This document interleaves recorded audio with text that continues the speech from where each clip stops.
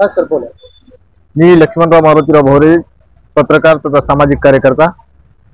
नांदेड जिल्हा परिषदेच्या संरक्षक भिंतीच्या रंगरंगोटी आणि दुरुस्तीचे काम नुकतेच करण्यात आलेले आहे. सदर कामाच्या बाबतीमध्ये सदर कामाचा दर्जा अत्यंत दर्जाहीन असल्यामुळे मी याबाबत माहितीचा अधिकार अधिनियम 2005 नुसार बांधकाम विभागाच्या उपविभागाचे उपअभियंता यांना माहिती मागितली होती, परंतु त्यांनी सदरची माहिती आपल्या कार्यालयात उपलब्ध नसल्याची स्वतः लेखी उत्तरात दिल्याच्या नंतर याबाबत स्वतः लक्ष देऊन कार्यवाही करण्याची मागणी जिल्हा परिषदेच्या प्रशासक तथा मुख्य कार्यकारी अधिकारी यांच्यासह संबंधितांना मी निवेदनाद्वारे दिलेली होती.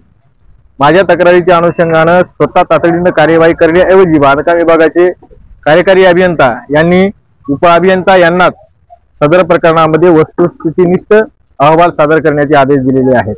महत्वाची बाब म्हणजे जिल्हा परिषदेच्या मुख्य प्रशासकीय इमारतीच्या संरक्षक भिंतीचे काम दर्जाहीन होत असताना या ठिकाणी सर्वच विभाग प्रमुख आणि प्रशासक तथा मुख्य कार्यकारी अधिकारी, त्याचबरोबर सामान्य प्रशासन विभागाचे उपमुख्य कार्यकारी अधिकारी, बांधकाम विभागाचे कार्यकारी अभियंता, अतिरिक्त मुख्य कार्यकारी अधिकारी, मुख्य लेखा व वित्त अधिकारी आदी सर्वच विभाग प्रमुख असतानाही त्या एकाही विभाग प्रमुखांचं लक्ष या दर्जाहीन कामाकडे गेलेलं नाही.